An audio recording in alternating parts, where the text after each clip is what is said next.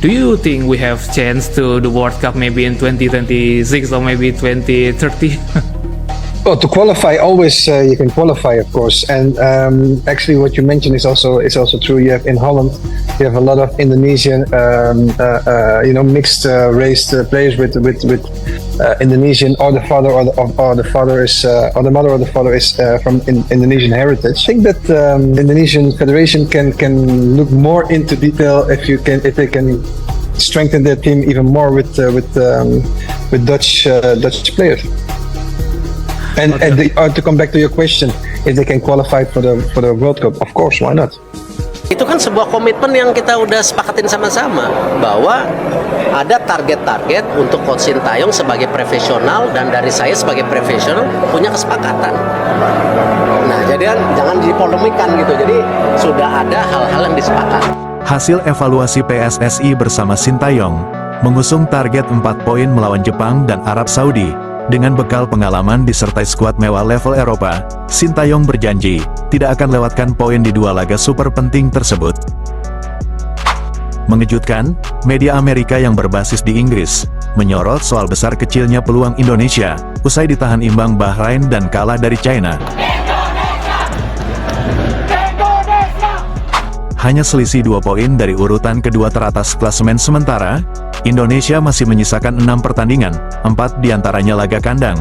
Berikut peluang serta target Indonesia agar peluang menembus Piala Dunia 2026 tetap terjaga. Usai mengalami hasil buruk di 2 laga penting, demi Merah Putih berkibar di Piala Dunia, Kapten Timnas Indonesia Jay Izzes membakar semangat jiwa raga para pemain skuad Garuda untuk tampil maksimal habis-habisan kalahkan Jepang dan Arab Saudi di Gelora Bung Karno. Jelang pertandingan big match di kualifikasi Piala Dunia, yang mempertemukan tuan rumah Indonesia kontra King of Asia Jepang, kedua negara sama-sama memberikan pernyataan akan tampil maksimal untuk meraih poin.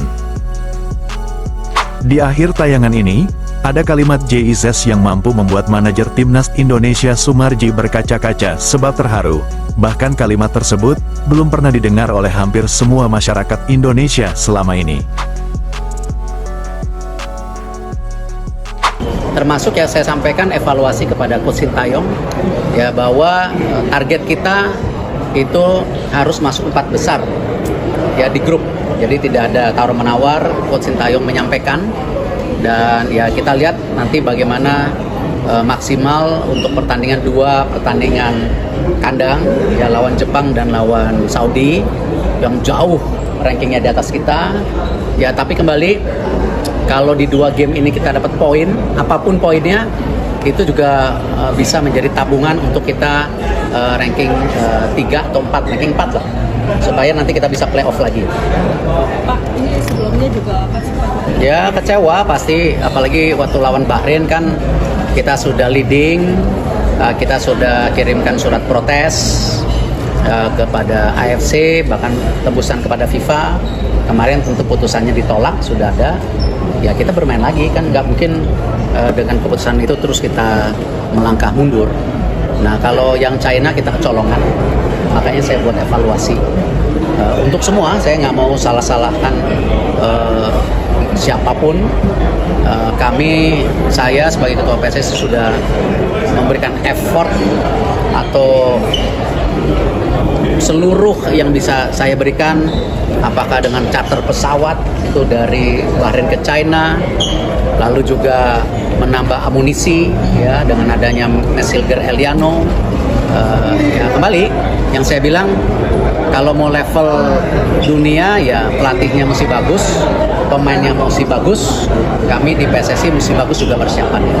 Jadi ya tentu kecewa, tapi ya kembali kita harus tidak boleh tertidur karena hal-hal yang menjadi langkah mundur, tapi kita harus terus bisa optimis, maju, kita fight, kita bangsa besar, tim kita sudah tim. Setelah 2 pertandingan terakhir melawan Bahrain dengan hasil imbang, dan harus kalah dari China, membuat banyak pihak sangat kecewa dari hasil 2 laga penting tersebut, terlebih bagi PSSI yang sudah bekerja keras untuk mengebut proses naturalisasi semua pemain yang diinginkan Sintayong. Dari 2 hasil buruk tersebut, Ketua Umum PSSI Erick Thohir mengadakan pertemuan untuk evaluasi mendalam jelang menghadapi raksasa Asia Jepang dan Arab Saudi, Erick Thohir meminta pada pelatih Sintayong untuk mematangkan taktik jelang laga melawan Jepang dan Arab Saudi. Berikut ungkapan Erick Thohir pada media. "Saya sudah bertemu dengan Coach Sintayong, kami dengan serius bicara soal target timnas Indonesia untuk minimal menempati urutan 4 besar di grup C. Ini menjadi tugas dan tanggung jawab penuh Coach Sin untuk mempersiapkan tim, sekaligus taktik dengan sebaik-baiknya. Terutama di 2 laga kandang melawan Jepang dan Arab Saudi, bulan depan," itulah ungkapan Erick Thohir. Sebelumnya publik mengkritik keras Sintayong karena secara berani membongkar pasang skuad timnas di laga super penting melawan China, yang mana keputusan itu sangat beresiko besar. Indonesia sudah menjalani 4 pertandingan dan menyisakan 6 laga. Dari 6 laga, 4 pertandingan diantaranya bermain di kandang sendiri, dan 2 laga tandang. Erick Thohir mempertegas, agar 2 laga melawan Jepang dan Arab Saudi di GBK, minimal harus meraih 4 poin, jangan sampai 2 laga melawan Jepang dan Arab Saudi tidak meraih poin. Maka dari itu, Erick Thohir meminta pada Sintayong, agar memiliki target yang jelas dan harus lebih berhati-hati di setiap pertandingan, sebab tinggal menyisakan 6 laga, setiap laga sangat berarti untuk meraih poin, untuk tetap menjaga peluang timnas Indonesia menuju Piala Dunia. Saat ini, Indonesia menduduki peringkat ke-5, selisih poin antara Indonesia dengan peringkat 2, hanya terpaut 2 poin, namun tinggal menunggu beberapa hari lagi, Indonesia harus menghadapi 2 raksasa Asia yang juga harus meraih poin dari 2 raksasa Asia tersebut, sedangkan di pertandingan lain, beberapa negara akan saling bersaing memperebutkan posisi 2, 3 dan 4. Akankah timnas Indonesia mampu minimal meraih 4 poin dari Jepang dan Arab Saudi, untuk tetap menjaga peluang Indonesia menuju Piala Dunia untuk yang pertama kalinya, yang juga sudah dinantikan masyarakat Indonesia? Bagaimana menurut Anda, akankah target PSSI pada Sintayong meraih 4 poin di 2 laga besar tersebut? Silahkan beri prediksi Anda.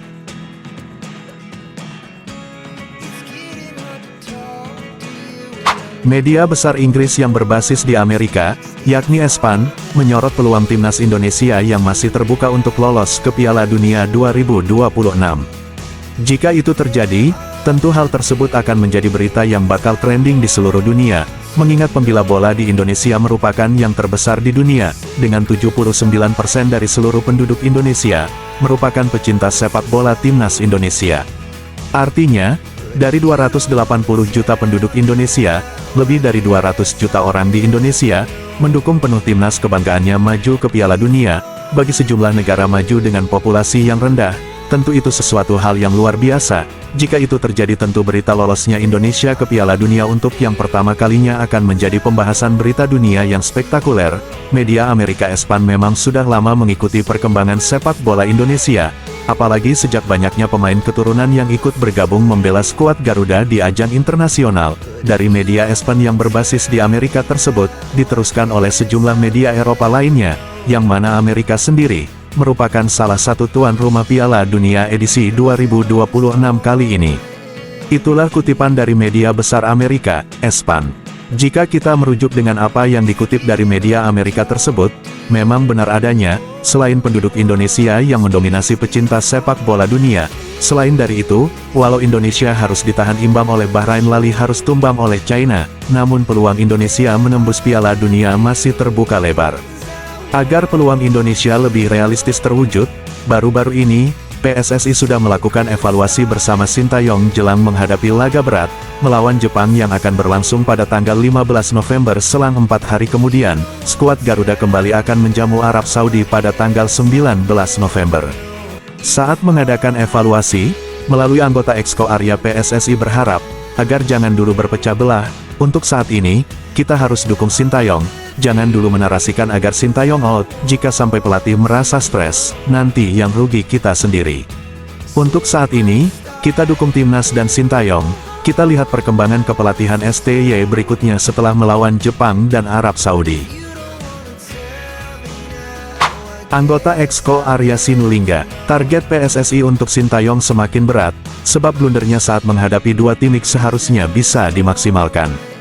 Dan kini, target PSSI pada Sintayong harus bisa terwujud jika ingin tetap menjaga peluang langkah timnas Indonesia menembus Piala Dunia.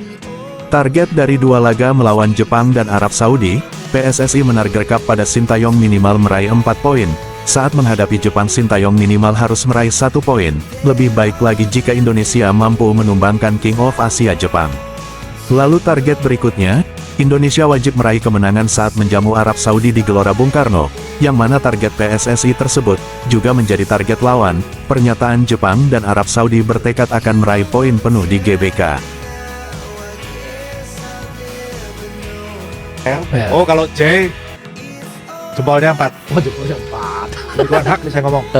Jiwa nasionalismenya itu. Mohon maaf nih, bukan kaleng-kaleng lah kalau dia. Demi Tuhan ini. Enggak, mungkin mohon maaf nih kalau dibelah dadanya gitu mungkin merah putih dia itu. Kita kalah semua. Wow. Loh, coba dibuktiin sama dia loh. Saya nggak ini loh. Kenapa? Saya itu kalau ada apa-apa, saya selalu ngomong sama J itu. Dan dia itu kalau diajak ngomong, bagaimana supaya tim ini Kompak. dia bicara, begini mas, begini mas, begini mas. Oke mas, kalau sekarang ini situasi kurang bagus, nanti kita perbaiki caranya begini mas. Saya aja nanya seperti dia, bagaimana caranya supaya Bisa kompak. ini bisa kompak. Leader banget dong. Saya banyak belajar sama dia. Belajar untuk membuat tim ini benar-benar, timnas ini, senior ini Iya. benar-benar chemistry-nya cepat, nyatu, dan itu yang menjadi tujuannya dia. Dari pernyataan JIZS pada semua rekan dan ofisial Timnas Indonesia, ia mengatakan, ini sesuatu yang tidak mudah namun bukan berarti tidak mungkin. Ia mengatakan, saya yakin dan saya harap kita satu pendapat, asalkan kita mau dan serius, maka kita akan menuju pentas dunia. Ini kesempatan emas untuk membuktikan pada dunia dengan kualitas serta kesulitan tim kita. Kita akan bawa bendera merah putih menuju Piala Dunia. Itulah ungkapan JIZS pada manajer Timnas Indonesia Sumarji saat di ruang ganti. Dengan pernyataan itu juga, membuat Sumarji terharu dan semakin yakin bahwa kita bisa lolos ke Piala Dunia dengan sisa 6 laga ini. Sebelum meninggalkan tayangan ini, silakan Anda subscribe channel YT Real ini, agar Anda terus mendapatkan berita perkembangan serta informasi jadwal pertandingan Timnas Indonesia selanjutnya. Sampai jumpa di tayangan berikutnya. Bye YT Real.